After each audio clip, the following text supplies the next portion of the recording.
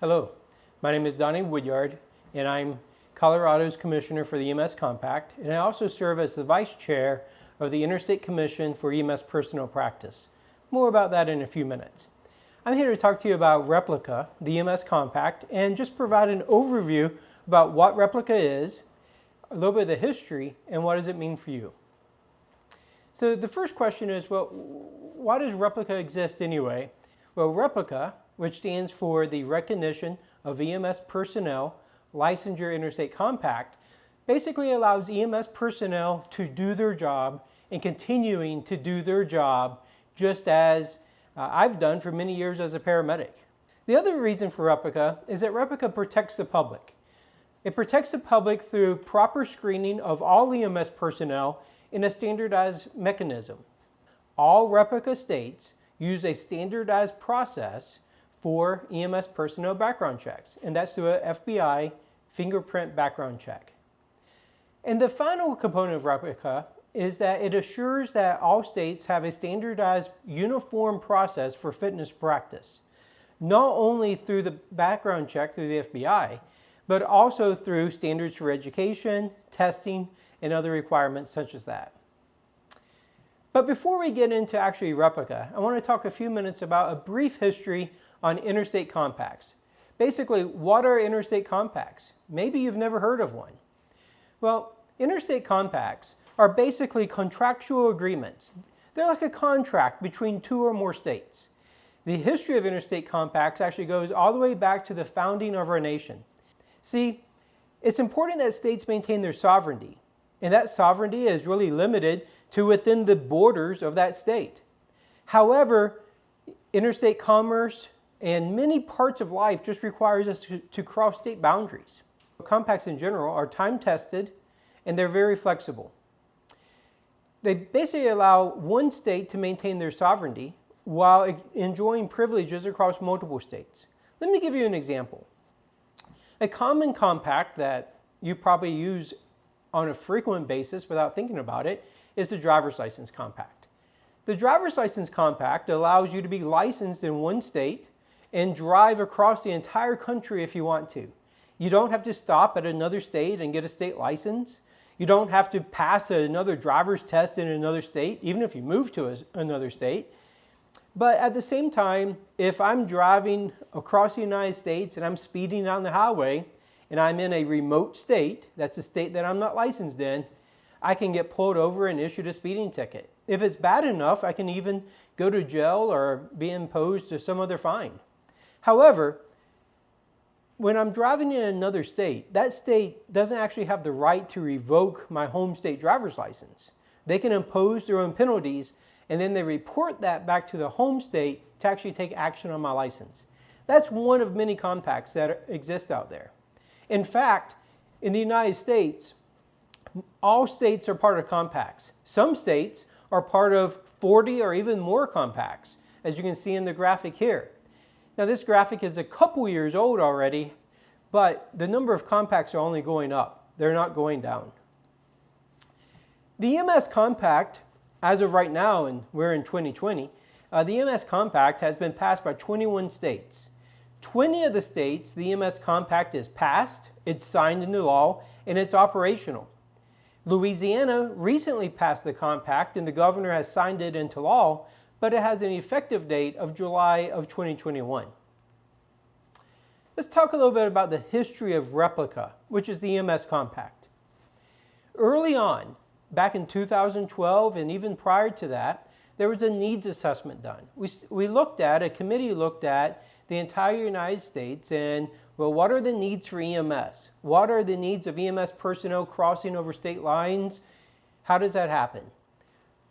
A national advisory panel was pulled together. Out of that, and their recommendations, a drafting team. Then we entered into phase 3, which involved a lot of education, model legislation, and enactment of this model legislation in many states. Then the commission administration, the actual formation of the compact. Now, the EMS Compact legislation stated that the compact would become live and operational when 10 states passed this into law. As I mentioned, we had a national advisory panel. You can see here the advisory panel really saw input from all the common EMS players and some not so common EMS players. But really the hope was to gain as much input as possible from anyone that could possibly benefit from an EMS Compact. After that, the Compact drafting team, which you see on the screen, was formed. This drafting team took all that input and created the model legislation. The model legislation, which can be downloaded on the EMS Compact website, is the actual law that is introduced and passed in states that wish to join the Compact. Think about it as, again, some type of a contract for a partnership. So that contract for partnership only works if everyone agrees to the same terms.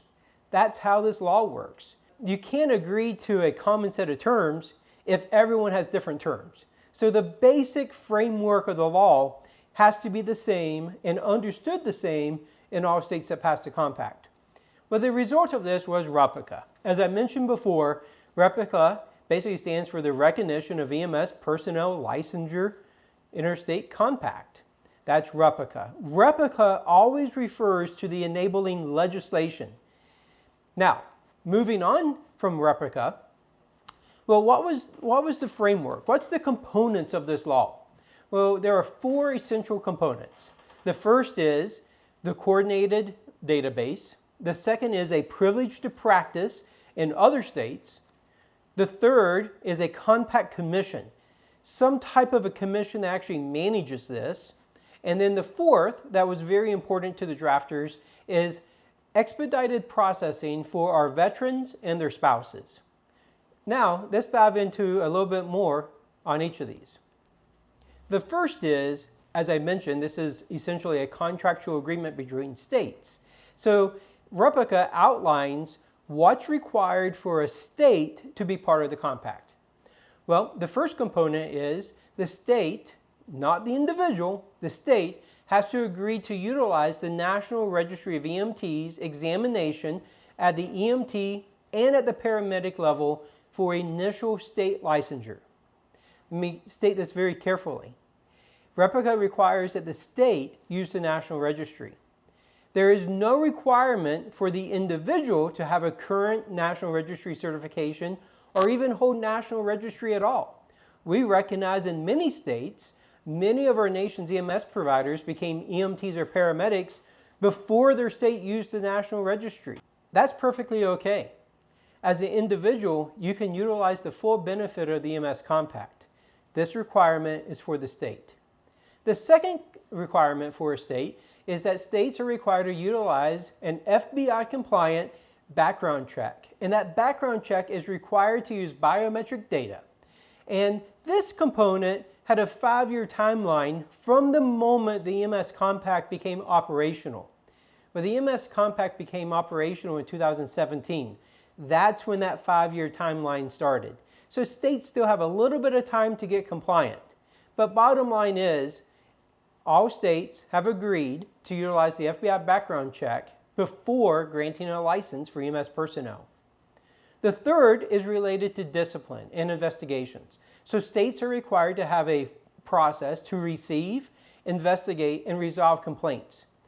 And they must have a mechanism to share that information with other compact states as necessary. We'll talk a little bit more about that in a few minutes. And then the final component is, well, states have to pass the law. You know, a state has to pass the law before they can be part of the Interstate Compact.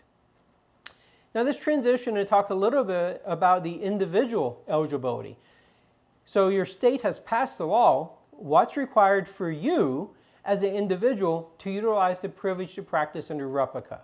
Well, first is you have to be licensed in a home state as an EMT or a paramedic or a level between EMT and paramedic. Now let me speak real quick about the term licensed. I know in some states you are certified. In some states you might be licensed. However, for the purposes of Replica, a license is any instrument granted by that state for you to practice. In your state, if you call it a certification, that's okay. For the purposes of Replica, it's a license. Now, moving on back, you have to be in good standing in your home state. If you've been subject to discipline, or maybe your license is on probation or suspended, you can't use your compact privilege. Your compact privilege will also be suspended anytime that your home state license is suspended or revoked. You have to have EMS medical direction. Now, you can have EMS medical direction from your home state, or you can have EMS medical direction from a remote state. I'll define those terms also in a few minutes. And you have to be 18 years of age. We recognize that in some states you can actually become an EMT when you're under 18. But for the purposes of the Interstate Compact Privilege to Practice, even if your state is in the compact, and even if you are an EMT, you have to be 18 years old before you can use this privilege. Now, there are some things that's very important for me to highlight that are not covered under the Replica legislation. The first is EMRs. We recognize that there are many emergency medical responders and first responders working and part of our EMS system. However, when this law was drafted, EMRs was not fully regulated on a national consistent level. So EMRs are not covered under the compact. The second thing that's not covered are EMS agencies. This compact only applies to personnel. It's even in the name of the compact. EMS agencies are not covered. The compact is only focused on personnel. Next, non-EMS personnel. Sometimes we get this question. Well, I might be a nurse, I might be a firefighter, I might even be a medical director. Does the compact provide me privileges to work in another state? The answer is no. The EMS compact is only for EMS personnel, and specifically EMTs, paramedics, and any level between EMT and paramedic. Some states that might include advanced EMT, maybe EMT intermediate, maybe there's another term. You're covered, but it's only for EMS personnel. Now let's talk about this privilege to practice. I've used this term before, so let's talk about what it means. The EMS Compact, Replica, provides an individual EMT, paramedic, or level in between, a privilege to practice in another state. Not a license, but a privilege to practice. And the compact defines 4 requirements for this, or 4 scenarios. The first is you, as an EMT or paramedic, originate a patient transport in a home state, and you transport the patient into a remote state. The second, you enter into a remote state to pick up a patient, you provide care, and you transport that patient back to your home state. I've also done that too. That would be covered. Number 3, you enter a remote state and you provide care in that remote state, and you might even transport within that remote state. I've also done that too, oftentimes under mutual aid. And then the 4th area is you enter a remote state to pick up a patient and provide care and transport to a 3rd state. Well, that's also a scenario that can happen that is absolutely covered by the compact. The compact can also pass other rules to add clarity for some other scenarios. We've not done that yet, but these are the 4 basic ones. Now, how is this managed? Well, the compact is managed through the Interstate Commission for EMS Personnel Practice. This commission is actually created by that same Replica law, and the purpose of the commission is to manage the compact, and only the compact. Now, the commission is a governmental body.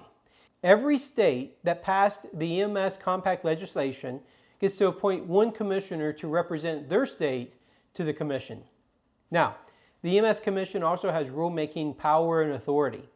However, it's limited to the EMS Compact. The EMS Commission is only authorized to make rules and input over that interstate, that cross-border practice of EMS personnel. That's how the commission is governed. Now, making all this possible is the National EMS Coordinated Database. The Replica law actually specifies that the Commission will create and operate a National Coordinated Database. In this National Coordinated Database, state EMS offices can view your license as an EMS provider in any other compact state. Through the Coordinated Database, they're able to see information about your addresses, where you live, how to contact you.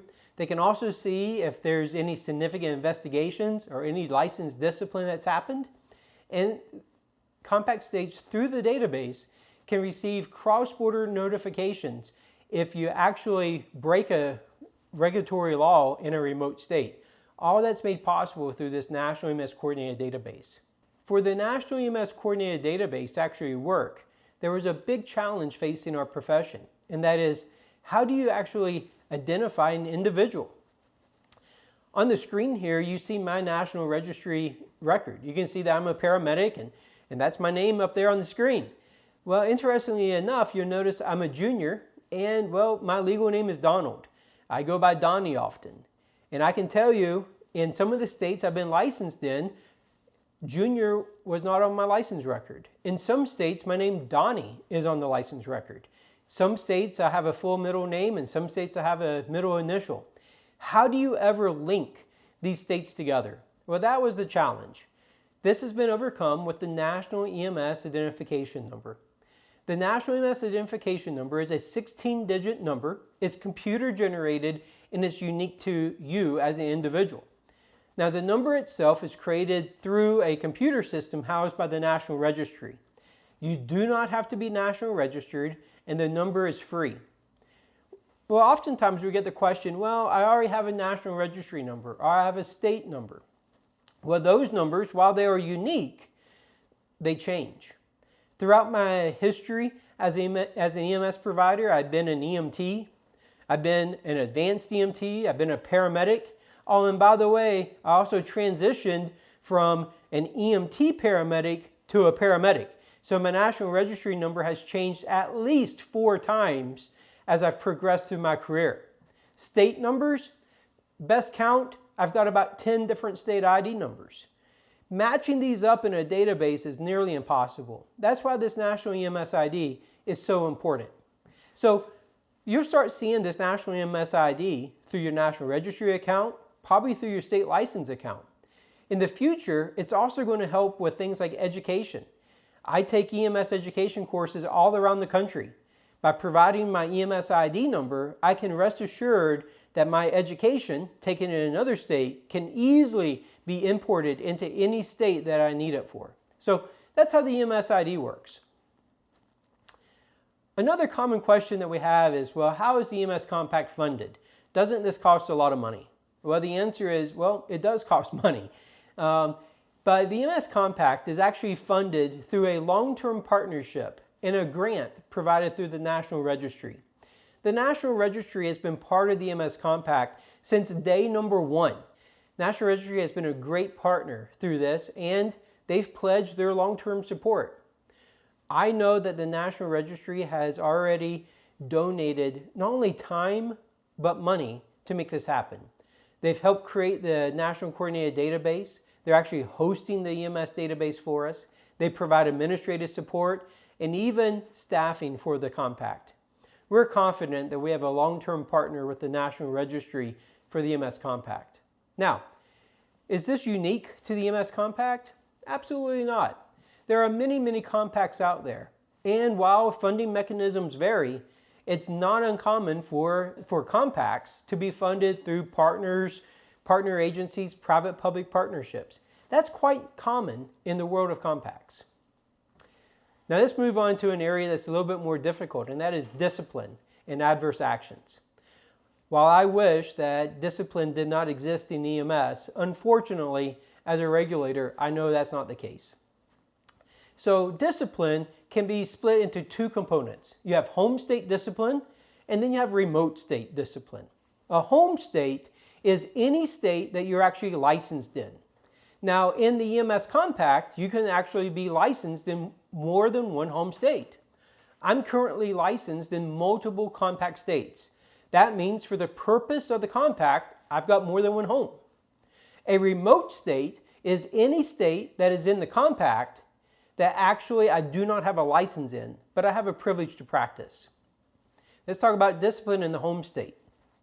Home state discipline is any discipline by the home state actually on your license issued by that home state.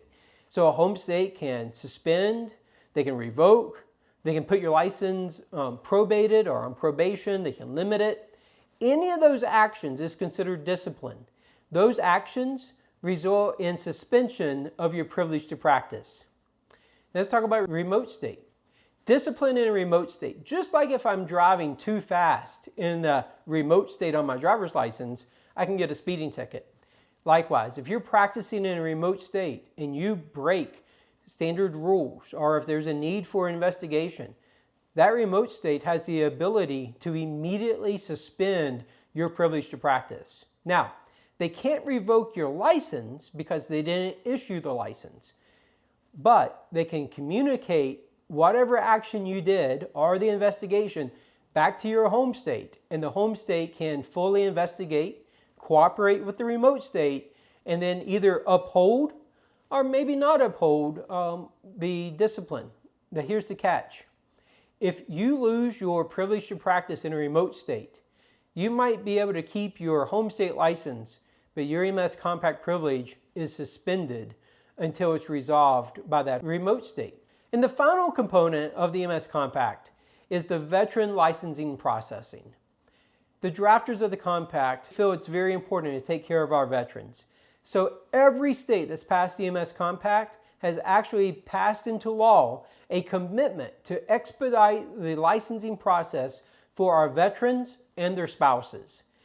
Every state that's enacted the Compact has already included this into the regular licensing process.